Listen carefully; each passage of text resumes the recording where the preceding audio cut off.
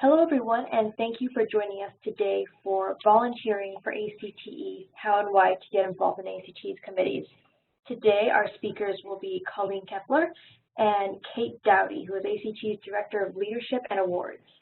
Just to give a little background about Colleen, she has been a CTE teacher for 31 years and the Perkins Coordinator for the Meade School District since 2002. She served as President for ACTE from 2007 to 2008, and has served on multiple committees and task forces. Most recently, she chaired the ACTE Legacy Advisory Group in 2015 and the Leadership Development Task Force from 2010 to 2014. She currently serves on the Region 5 Policy Committee and was selected as one of the 2016 ACTE Volunteers of the Quarter through the Educators in Action initiative. So without further ado, I'm going to hand it over to Colleen to begin the presentation. Thank you, and welcome everybody. I hope you find this to be an informative session and that you just jump right in and get involved in committees. First of all, let's just give a quick overview on what committees are and what they do.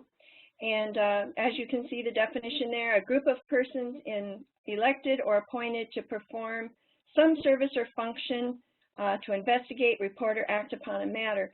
And committees are vital to ACTE and the state associations as well as the regions and divisions because these are the go-to people that help provide input and plan events as well as formulate policy and the direction that ACTE as a whole moves.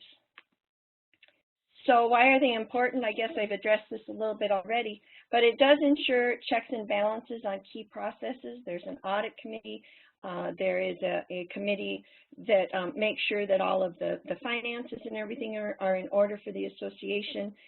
They also help provide policy as far as how ACTE reacts to key legislative issues, how they address member concerns. So it's very important to have that set of checks and balances. Also, it helps provide decision-making to the greater membership.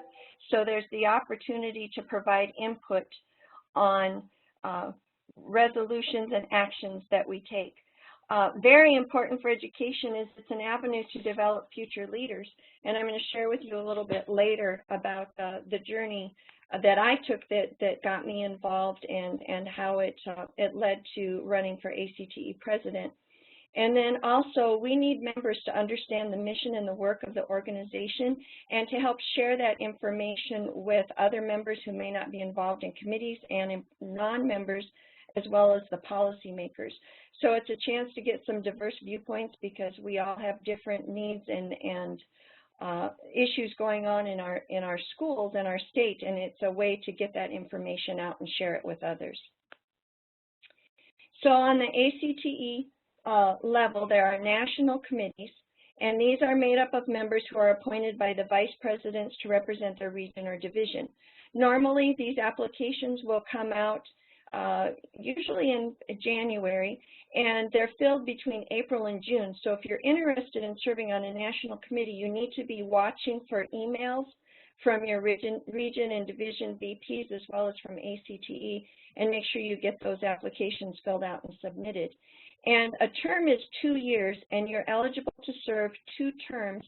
So you can serve 2 years, or if you want to be reappointed, you just need to let that vice president know, and then you can serve 4 years.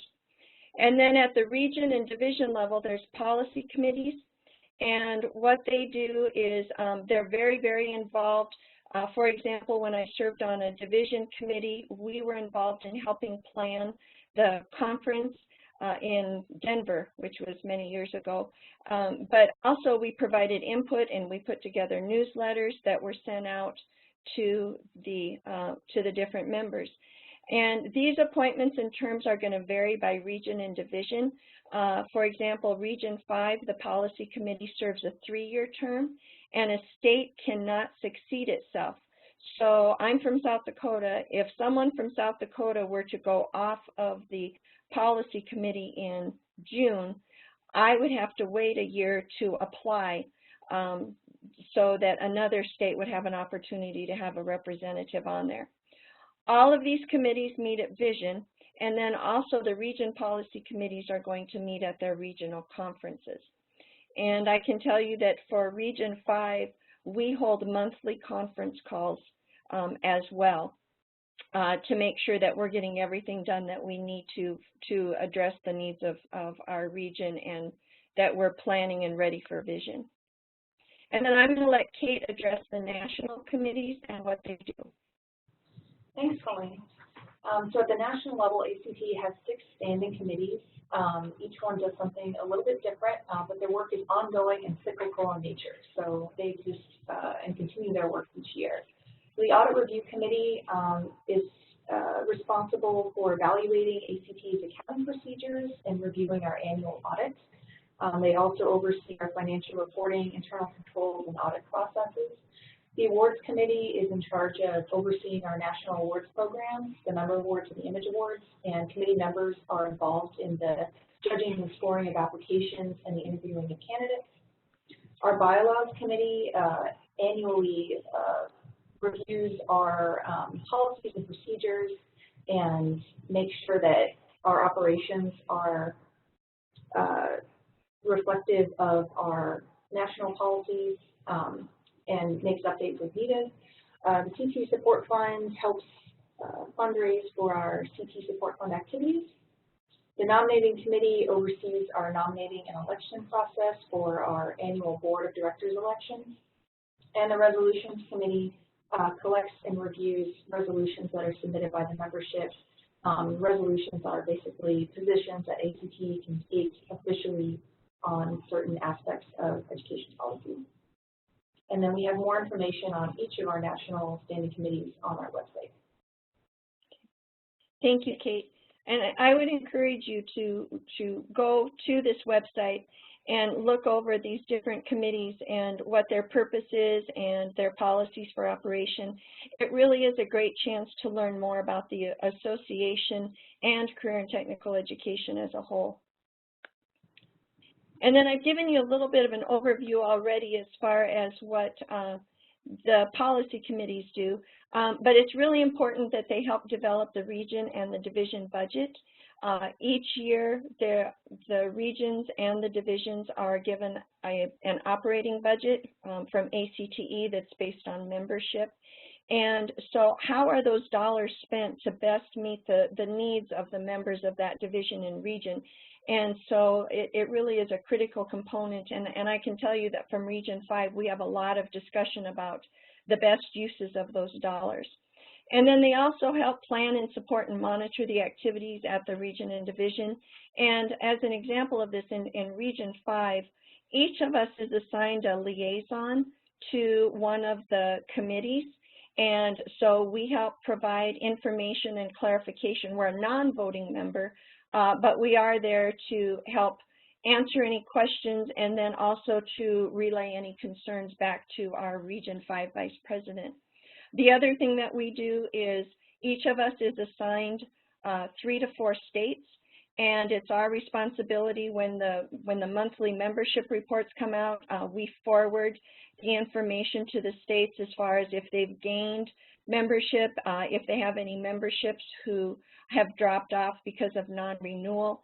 And so it's a follow-up to make sure that they're getting that information just in case the person that receives it from ACTE would happen to not be available. We send it out to their entire executive committee.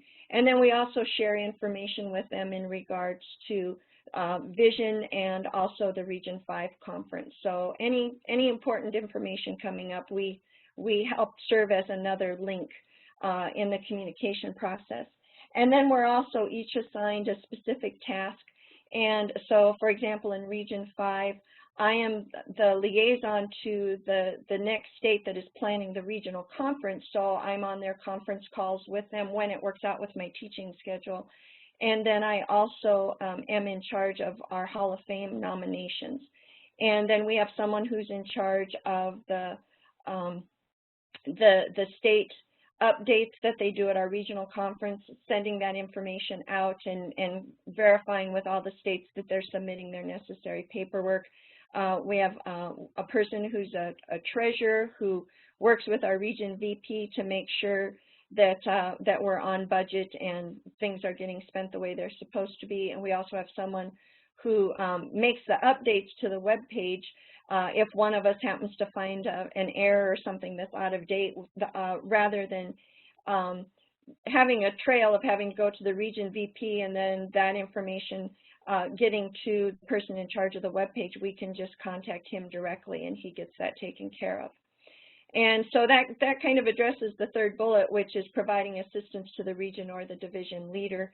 Newsletter information, our region VP, which is Dodie Bemis, assigns each of us a topic to get the information to her, but we also discuss it, what should be included in the upcoming newsletter. And then she'll ask us if we have the expertise in that area, then we'll actually write the short little article for her to submit. And so the region policy committees, I know that each one is going to operate differently, but that's just an overview of how Region 5 handles their policy committee and their responsibilities. And Dodie likes to say that we truly are a team, and she is great to work with because she does ask for our input, and we have great discussions. And then ACTE also will appoint task forces and advisory groups. They're similar to committees in that they have a specific goal or an issue, but they're only formed as needed, and once their work is done, they dissolve. And so here's a list of some of the recent groups that have been priorities for ACTE, and I'll just highlight a couple of them that I served on. I was the chair of the State Association Task Force, and we revamped the Quality Association Standards Award process for the states. And then from that, we also developed the Leadership Development Task Force, which I also chaired. And with that, those are those leadership training sessions that are offered prior to Vision and prior to the National Policy Seminar. It's an opportunity for states to bring emerging leaders and even people who have been in leadership for a while, but just to bring them together and to learn some strategies related to leadership and association development, but then also to network and see what's working in their states and other states. And then the Legacy Advisory Group in 2015, that group was put together to try to share the history of ACTE, but then also for those of us who have been in leadership, why did we get involved and what are the benefits of being involved in leadership? And then Kate, would you like to address any of the groups that are meeting right now? Sure. So we had a couple groups that actually just recently completed their work. The CTE Awareness Advisory Group, which was a group of volunteers that were looking at our ACT awareness materials and how to engage more of our members in our CTE awareness campaigns. Our Membership Recruitment Advisory Group was made up of membership recruiters at a couple different states, talking about the different obstacles and opportunities for membership recruitment, building our network of members at ACTE. And then we just recently put together a task force to look at our virtual professional development offerings. So lots of activity gets done through these task forces and advisory groups, and they are, very, very important to helping us look at these very targeted issues and priorities for ACTE. And Kate, could you share if a new task force or an advisory group is formed, how can people be made aware of those and offer their time and expertise? So the best way that people can put themselves forward if they're interested in serving is by actually signing up to be experts or advisors through Educators in Action. That's the first resource that we go to when we're looking for volunteers, and we do consider people who have expressed an interest in a certain area or expertise or background in the area. We are pretty intentional about the people we reach out to. We like to make sure that we have a diversity of content areas and geographical areas represented on these groups. But for example, the most recent task force we put together, the first list we looked at was our Educators in Action list to see what volunteers might be willing to serve. So that's the advice I would give. Okay, thank you. So why does ACTE need members such as yourself to serve? The committee terms rotate on a regular basis, so we're consistently looking for new volunteers. And so as Kate mentioned, if this is something you're interested in, go to that Educators in Action link on the ACTE website and sign up. But then also make sure you get a hold of your division and region VPs and let them know that that's something that you're interested in. The ACTE staff does a phenomenal job representing our members, but their work depends on the input from the people who are involved in the career and technical education field every day. So they need your input and they need your perspective to continue to do the wonderful job that they're doing representing us on the different committees and meetings out in Washington, D.C., as well as when they go before Congress and the Department of Education and Department of Labor. And then we're a volunteer organization, and we need volunteers to be able to meet the mission and the operations of ACTE. So we're all in this to help our learners become qualified people to go into the workforce. And so we need the volunteers to help make sure that we continue to meet that mission of serving our learners. And so why should you serve on a committee? Well, I can tell you personally that it's an opportunity to grow. You're going to develop leadership skills. You're going to get a greater appreciation and understanding of how the National Association works and why we all, regions, divisions, need to work together as a whole. And it will look great on your resume, so it strengthens your resume, but I think the leadership growth and the understanding and knowledge that you gain is a little bit more important. You get to build relationships with great people from across the United States. You can network with people from your division. You could end up serving on a committee with a teacher in a different area or an administrator in a different content area. But in your visiting, you'll pull pieces that you'll be able to take back and utilize in your classroom. And then also, it's an opportunity to impact career and technical education at a national level through ACTE. It's just a great opportunity to do all of these things, to grow personally, to build relationships, and to have an impact, to know that you made a difference in helping CTE teachers and administrators and also the learners to be able to meet their goals. This slide, I think, is really important.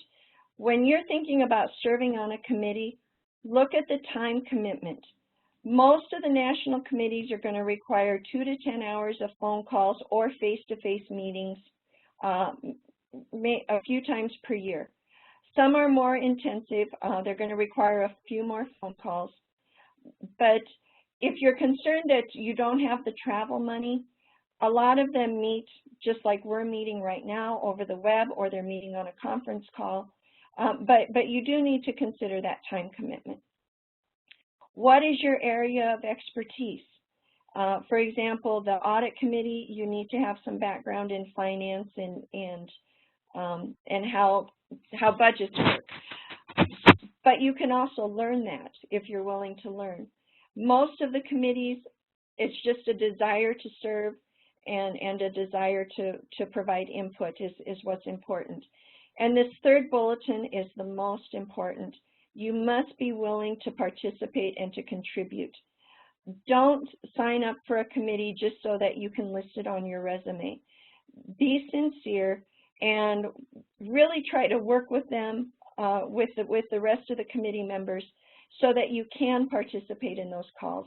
And we all understand that schedules get changed and meetings come up and family emergencies, but then just make sure that you communicate that's the reason you're not on the call. I've served on a couple of committees where we had people that, I know that maybe the time didn't work or this wasn't the committee they thought it was going to be, but you need to communicate, and you need to let people know what's going on. And so being willing to participate and contribute, that's the most important part. So look at the time commitment. How much time are you able to donate to this? What's your area of interest or your area of expertise? And most importantly, make sure that you participate in those conference calls and the webinars so that you provide the input and represent your division or your region. And so ways that you can get involved, the national committee appointments are made by the ACTE board members. And so we've provided the links for you on how to contact your region or your division vice president. You can also contact your state leader. I think starting at the state level is a great way to gain that background knowledge and get started to move your way up. And then also, you can also contact the ACTE staff. Keep in mind there's limited committee positions because they do rotate. And so if the committee you're interested in doesn't have an opening at the moment, you can still go to that Educators in Action link and get signed up there. And some of you have heard this story before, but I just wanted to share with you how I got involved in committees and leadership. After my first year of teaching, I was hired on Friday and started on Monday, so I had missed our state conference.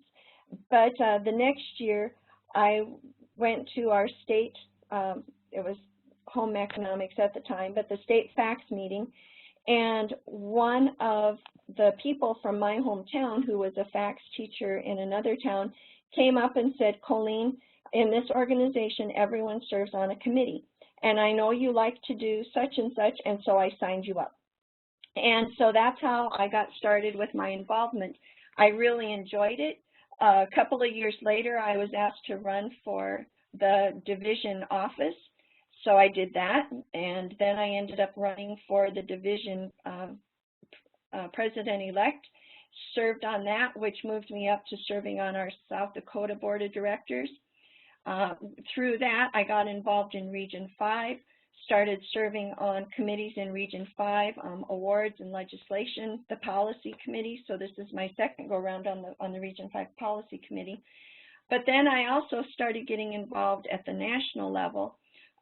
When my job responsibilities changed, I was involved in both family and consumer sciences as well as new and related, served on some committees there, and then was encouraged to run for the new and related services VP.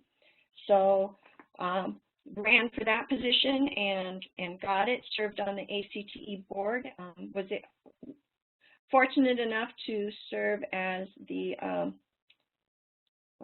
financial, I just forgot the name of it, but I was an ex officio member of the executive board, and so I reviewed all of the monthly finance reports and then gave those reports at our board meetings. And then from there was encouraged to run for ACTE president-elect.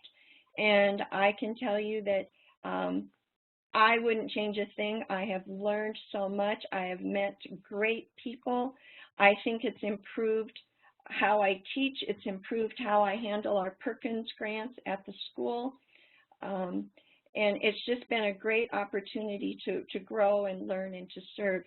So I really encourage you, if you're just thinking about it, consider this your little push. Obviously, I can't sign you up, but I can encourage you to find that link and get yourself signed up so that you have that opportunity to grow and learn and serve. And I talked about this a little bit already, but be responsive. 90% of success is showing up. If you're not able to participate in a conference call, at least review the agenda and send your input and ideas or concerns to the chair of that committee or to your region or division vice president. Be engaged, review it, do your homework, make sure you're ready for those calls because we want and need your feedback. And then be a team player. We're all going to come from different diverse backgrounds, and keep an open mind, be willing to listen, and then work together as a group to do what's best for the association and the profession as a whole. When people ask me why I've served on committees, these are the things that I always tell them. Getting involved with the committees allows me to grow personally and professionally. For you, you're going to learn more about career and technical education as a whole. It's the big picture. And this makes you more effective when you advocate for career and technical education at the local, state, and national level. And you're going to create a network of colleagues and friends that is second to none. When I received a grant to get the ProStart program going at my school to replace the culinary arts program that we were utilizing, I contacted people in Missouri and Oklahoma that I knew were utilizing ProStart in their classrooms, and they provided me with lists of equipment to make sure that I got. They told me which professional development sessions to make sure that I attended. They told me it was important to get ServSafe certified, and they also checked up on me to see how everything was going once I got the program started. So that network of colleagues and friends is just second to none. It's just, I just can't say enough about the ACTE members across this nation. They're so willing to share and to help make sure that your program is successful. So be the change that you want to see in ACTE and the career and technical education community. We need the members' involvement. We need your input. And so if you have any questions, here's our contact information. You can contact me at the email listed there. Contact Kate for the Director of Leadership and Awards at ACTE. And also you can get a hold of Celia, the Digital Media Coordinator. And get involved. Make sure you go back and check out those links that we provided for you in this presentation. And if you have questions, don't hesitate to ask, because it's such a great opportunity and we value everyone's input. And I just can't encourage you enough to take that step forward and get involved. And so thanks for joining us on this session today. We hope you found it informative. And for me, my school year is starting next week, the last week of August. If your school year's already started, have an awesome year. We're there for the learners, and just keep doing what you're doing. Thank you. Thank you so much, Colleen, for working with us on this presentation. It was absolutely fantastic, and we really appreciate all the effort and all the work you do with ACTE. Thank you for everyone for watching and listening today, and if you would like any more of ACTE's online seminars, feel free to visit ACTE's official website and our online seminar page to get more of these. Thank you and have a great rest of the day.